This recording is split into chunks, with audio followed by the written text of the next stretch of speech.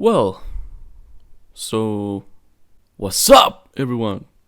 I have gotten a lot of requests on how I do my editing. So today we're gonna take a big fat look at how I'm editing.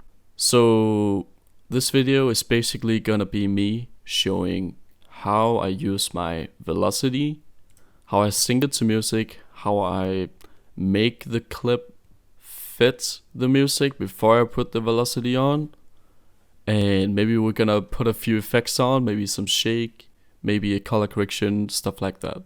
So without further ado, let's get right into this son of a bitch. There's a guy I could kill. I don't want to shoot him though. I don't know if someone's going for a clip. Got that. Easy. Yes, time! He's Times two! Nice. So it's gonna be very special because we are not gonna use any trap song. We're not gonna use any weird ass stuff. We are gonna use a classic. The song is none other than this one.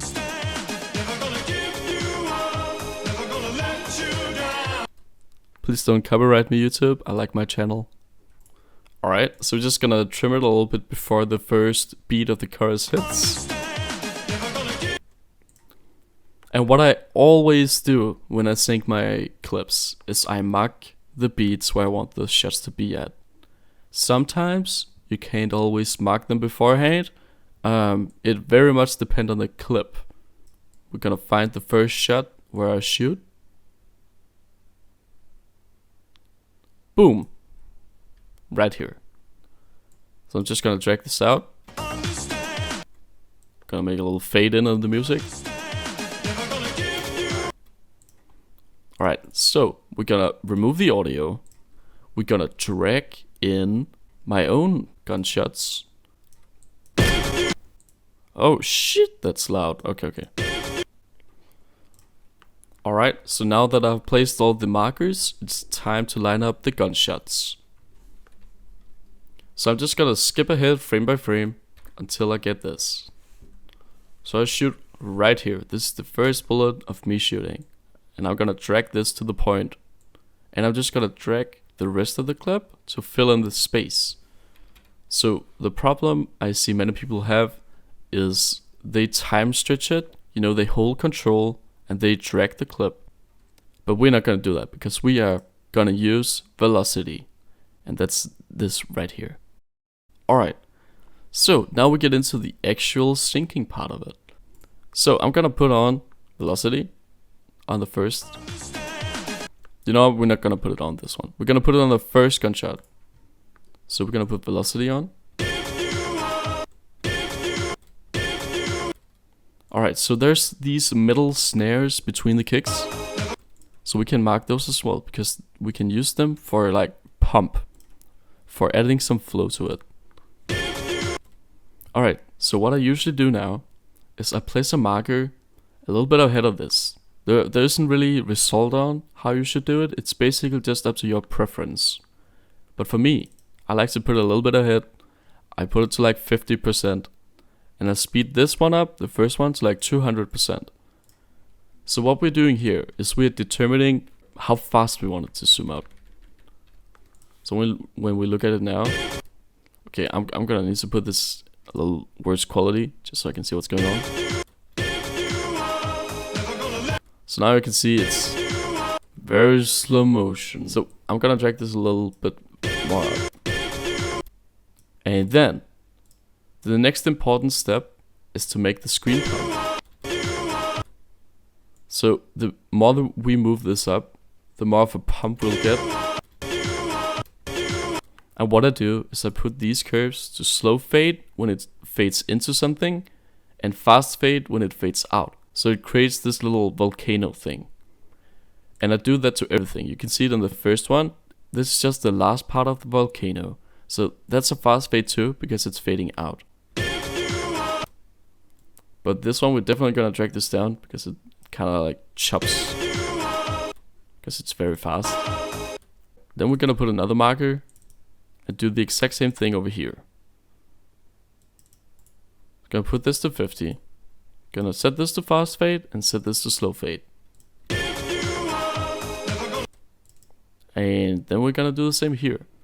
So there isn't that much space here, and I know you can see I put 2 markers here, but I'm only gonna put 1 here, and I'm gonna put it in the middle.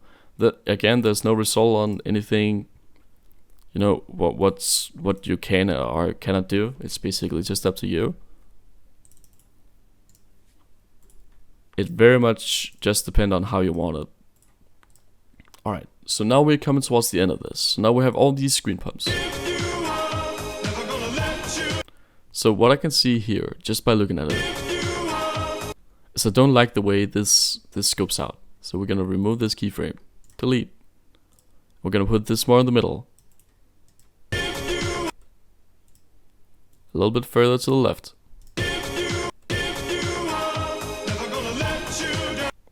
So for the next one, we can just copy paste our thing here, because there's no point of doing every single bit manually when you can copy paste everything, so you don't have to add the markers again.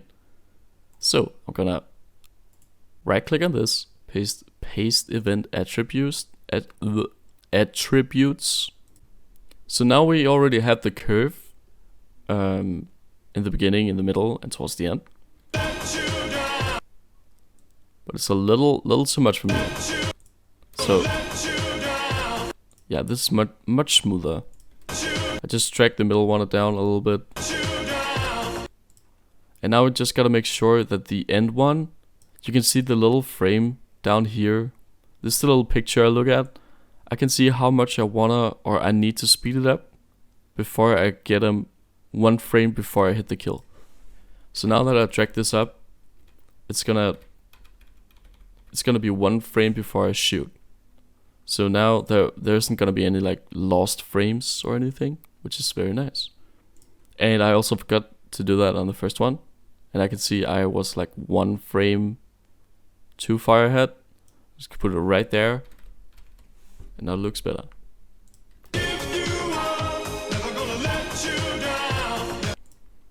So now I can copy this one again. I see that this one is not perfectly aligned, so I'm gonna put a marker here. I'm gonna drag this over.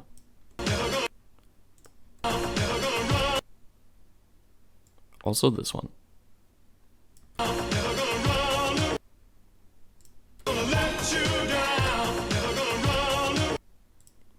Alright, and we're gonna do the same for this one. Editing is very easy, you just copy paste if you do something nice.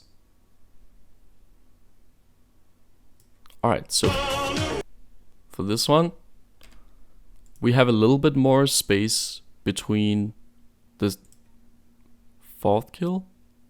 1, 2, 3. Yeah, the 4th and the 5th kill. So because there's a little bit more space here at the end, and I don't want to drag this all the way up to 700% speed, we're just gonna drag the middle one up here a little bit, and we can drag this down.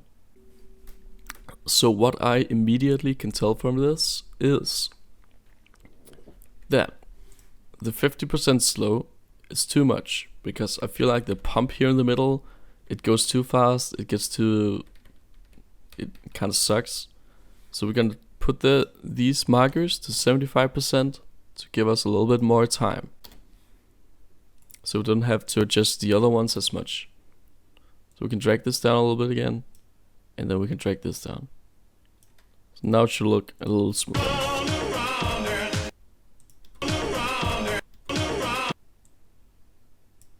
So I'm gonna drag the middle up here a little bit, so we get to see him see the last person more clearly and flick towards him.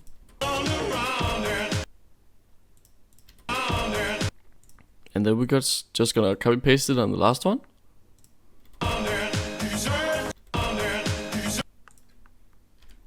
So for the last one, I usually delete the middle pump thing, but it kind of depends on what style of edit you're going for.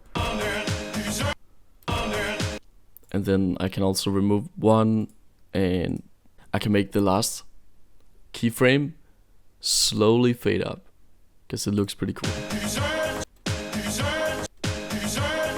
So So this could be cool for a transition or something, I don't know. But yeah, so this is basically what we have so far.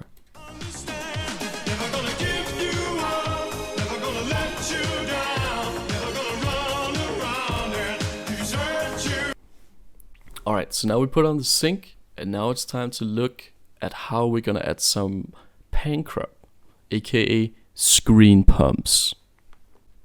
So when I do my screen pumps, I already have a little preset for it, but I click on the position first keyframe we have, and we can see it's default right now. But we don't want it default, we want it to pump. So I added this little screen pump thing, but you can make it on your own, it's not very hard. So how you do it is, you click on one of these corners, make sure that these two are marked, and make sure this one is set to move freely. Then you can drag this down how much ever you want, but I personally don't like when it pumps this much. You'll see a lot of new editors, they like to do this where they pump it like really fast, then they add another keyframe, and then this is just it. So it looks, you know, it looks like this or something, I don't know. Usually they put this back to default, of course, so it looks like this. So now you can see we have this big, fat, ugly screen pump. That's not what we want to do. And I know that's what a lot of you guys are doing out there. So I'm here to tell you how you should do it, or give you another option. So what I do is I created this little small pump, and this looks very insignificant when you look at it, but it's enough. You don't need any more. So this one in my preset already puts a fast fade, but just like the velocity, when you make your pan crop, you always want to make sure that you make the volcano style thing like this. So again, if we take a look at, if we take a look at this part right here, you can see that our velocity curves up and curves down. So we have a slow fade into a fast fade. That creates the volcano effect. And that's what gives you that smooth pump thing that you're going for. And we're gonna apply that to our pan crop. So we know that when you get out of a clip, or you get out of something, you use fast fade. So that's why I use fast fade on this. And on the second one, we're gonna put slow fade. And the cool thing about this is that if you drag this all the way over close to the end, it's gonna give more a subtle, relaxing, nice little screen pump. And you don't need any more. This is all you need. So here at the end, I'm gonna copy this. I hold Control down and drag it, and I put it all the way to the end. So now it will pump into the next clip. And that is so cool, because now we can just copy paste these two markers. We can go to the clip before it and just drag it out, because the yellow one is already a default. So now we can just see that it's gonna pump into the first pump. So now it looks like this. And if you feel like, this is kind of fading in too slow, then you can just drag it closer to the keyframe. Just do it like this.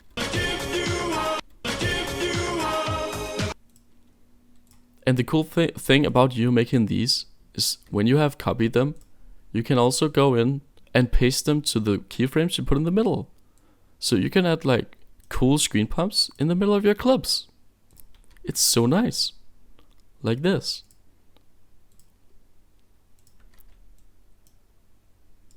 So we're gonna drag this closer too, because that was a lot nicer. So if we look at it now, we got these. Wow. But yeah, you could do that if you want. I'm not gonna do it on this edit. I'm just gonna delete this again. I'm just gonna have like one screen pump, and then we're just gonna copy paste this to everything. Also a life hack, which I didn't do on this because I focused on the velocity tutorial thing. You can, once you put velocity on one clip, you can add pan crop to it, and then you copy it, and then you paste it. So when you copy and paste it to the other ones, it's gonna look so much smoother. And then you don't need to go into every clip and paste your preset you save. If you were wondering how I save my preset, I usually do something up here, the preset thing. You just rename it to whatever, and you click on this save preset button. So now when you go into this folder, you should have a little preset of your own. And I strongly suggest you do it because it saves time and it's good for the workflow. That's all editing is. It's workflow. So now we have put pan crop on all of our clips, and now it looks like this.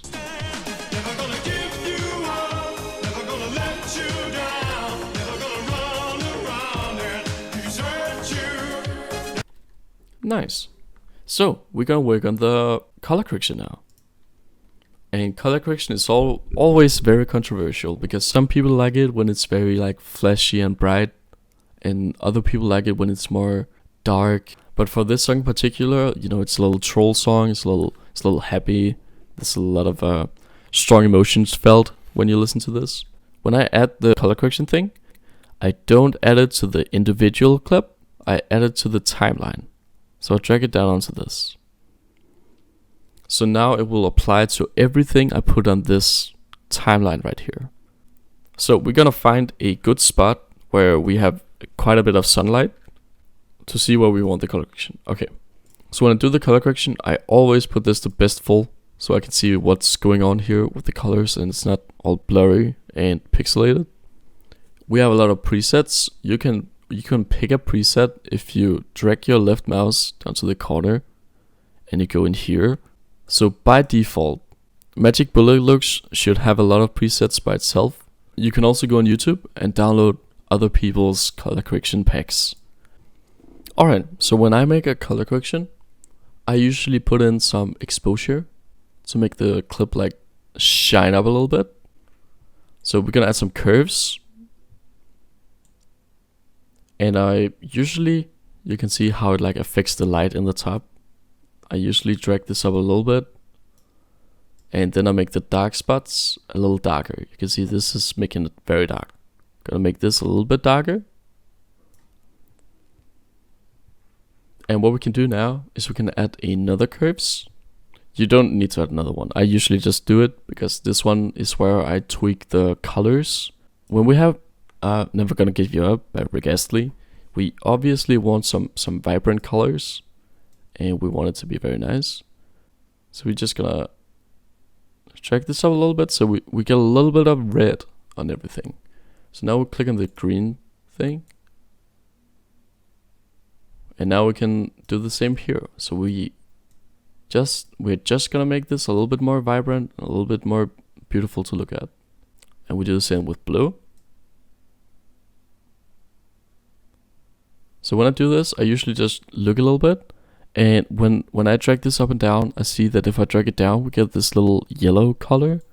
And I think that looks pretty cool. So we're gonna drag this down instead of up. So when I do this, it's all about like looking at what you think looks cool, and then you just go with it. Alright, so for the colors, you can see this is the red one. If I drag it down, all red is gonna be diminished or disappear totally. And if you drag it to another place, it's gonna change the color. And this is one of my favorite tools to use when I make a color correction. So we want it very vibrant, so we can drag this up so it's very red because it looks pretty cool. We can make the very blue stuff kind of like disappear. We don't have a lot of blue stuff, but we can like put it down a little bit. And the green, you can see if we put the green down, it's gonna give a lot more space for the yellow we want. So let's do that. So pink, we don't need any pink at all. We don't need any purple at all. Blue, this is the kind of like scope color. We can see if we drag it down, it's gonna be gray, which looks pretty cool. But we don't want that. We want it to be very vibrant. So we're gonna put this up to, let it be here. Now we're gonna put some spot exposure, and I'm just gonna drag this up a little bit, and we can put the spot up. So we're gonna get some more light up here, and we're gonna make it like a certain color. So this map has a lot of green, so we're gonna put some yellow on it because that looks pretty cool, I guess. Gonna make sure that we don't put too much exposure on, you know. So gotta put it at like 0.7. I think that's good. Then we can put red exposure, and this is basically the same, but it targets the sky more than the actual like circle you put the spot exposure on. So if we turn this any color, you can see that this is how it works. And we can put it to like maybe a little bit of purple or something together with the yellow. Maybe that would be pretty cool. Just gonna put it like this maybe. And now you can see, now we have a pretty cool looking color gradation in my opinion.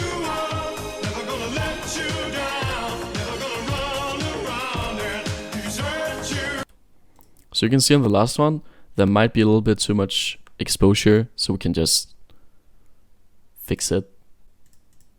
Put this to 0.6.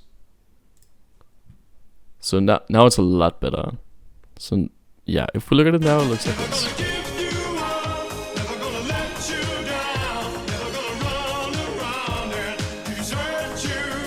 Alright, so now that we have added a color correction, we can add some effects. Woo! Effects part. So for the effects I usually like to use, I like to use shake. Shake is one of my favorite things you can use, and you can use it in so many different ways. It's very cool. So I have a cool little pre-shake which I call small shake god tier, because it's pretty god tier. If we drag the quality down a little bit again so we can see what's going on, you can see that the screen is shaking now, but we don't want to have it shaking all the time, so we want to add keyframes. So when I click on the keyframe animate thing, click on this little clock, you can animate where you want the screen to be and where you don't want it to be. So for this one in particular, this edit, we can add shake to the beginning of the clip and to the middle part of it. So if we do that, I just drag this down to 0. So this one determines how big the shake is, and this one determines how much it shakes. I think that's a good way to put it. Alright, so I put this as 0. I go ahead to the next keyframe where I want the shake to be, and I just pull it up again.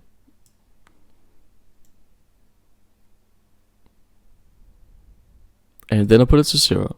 Boom. So now when we look at it,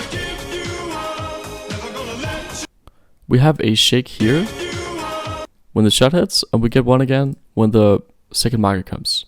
But we can see that the shake that fades up into this, there's a lot of space between it, so we're just gonna pull this a little bit closer.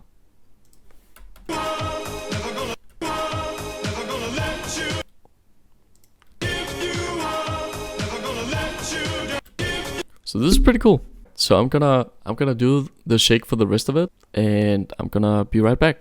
So now I put shake on every other shot, so now you can see a preview of it so far.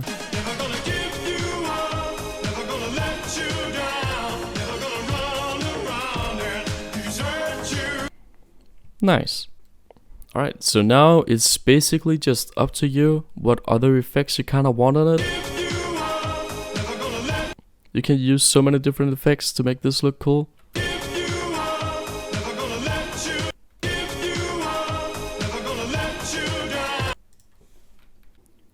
So for this, I think I would like to add the screen pumps on these markers.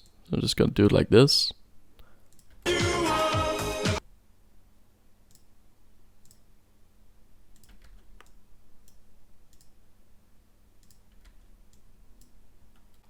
So now I added the pan grab to all the other clips, And I added to the markers here in between, so now it looks like this.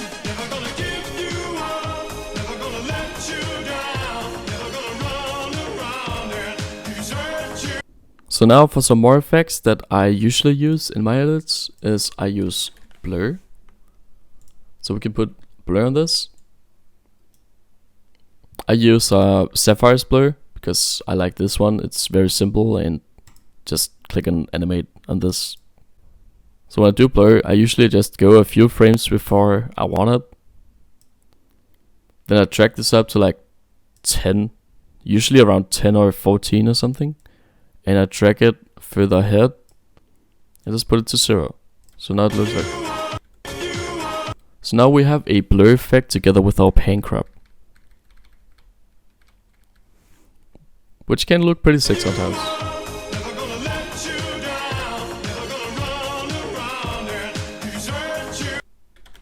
Some effects I usually always use is I use Sapphire's glow. So if I put, I made a little preset for it, but we're just gonna like show the default preset here. So I just put it to sometimes between like 500 and 1000. We're gonna put it to like 578. Yeah, that's a good number. Or you know what? Let's put to this 69. Nice. So because we added the exposure, the glow is gonna apply to where there's light more, which looks pretty cool here. So when we watch it now, we get this glow effect now, which is pretty cool. I sometimes use another shake preset too. So this preset, I have the amplitude to around 1400, the frequency to 4.74, and I added motion blur to it. And what this is gonna do is it's gonna make like the screen shake a lot. And it can be very cool to have it shake a lot. Maybe not this much, but if we drag it down to like 600 and we just use it for a few frames, you can see it like it makes this pop out more, and it's pretty cool. I use this a lot. You can see the reason why I don't drag this shake as much out as the other ones is because it's so huge, this shake. So it looks a little weird when you don't just use it for a few frames. So this is like, I don't know, 10-15 frames away. And I feel like that looks pretty cool. A thing I usually always do at like certain spots in an edit is I reverse one of the gun sounds and I chop it up a little bit and drag it ahead just to get this swoosh effect. You can hear if I turn it up a lot, you know.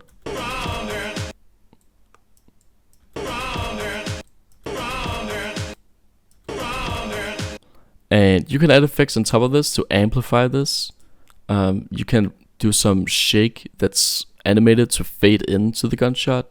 You can add some blur, some black and white. You can even muffle the audio. Like for example, right here, when I scope in here again, we can cut the clip, cut the music, make sure that it's not. The audio is not cut out, so it like fits the whole place. And we're gonna put this resonant filter on,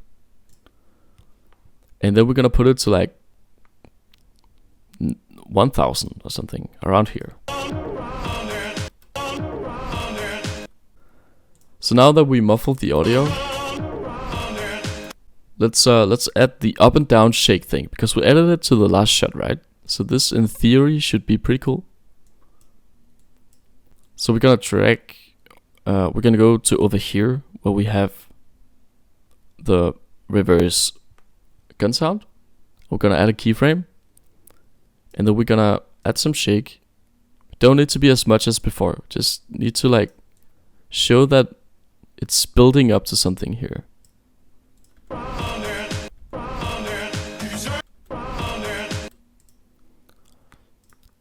And we can also throw on some brightness and contrast and turn the contrast up a little bit to make it darker, and turn this down to make it a little bit more gloomy. And if we add this together with some black and white, maybe.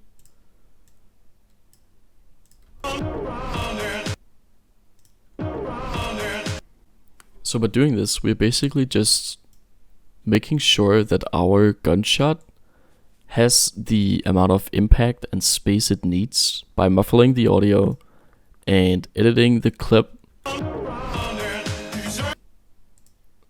to put focus on the gunshot. That's basically all this is. So that's also some cool effects, and you can tweak around with this as you wish. Like, you could even create another video track. You could throw this up there so it doesn't have the color correction on, and you can make the black and white be full on. If you like this more, like, you could do everything you think is cool. Like, again, there's no result on how anything should look. It's all up to you. It's all what you prefer. I just kind of like showing the fundamentals, the basics of editing, because once you understand how it works, you can begin to create your own stuff. And that's the most important thing about editing. It's failing and trying again and making sure that you understand how it works so you can use it to its full potential. That sounded way too deep for what I meant, but yeah. So basically, I'm gonna do a quick render of this, and I'm gonna show you guys what we made. If you got anything out of this video whatsoever, whoa. So anyways, I hope you enjoyed this video. I've had a lot of requests on doing this. As it's rendering now, I just figured it would be a great time for a little outro. So if you enjoyed this video, please, it would mean so much if you smack that like button and subscribe to my channel if you thought this was helpful in any way. But yeah, besides that, I hope you have an amazing day, and I'll see you in the next video. Never gonna give you up, never gonna let you down, never gonna run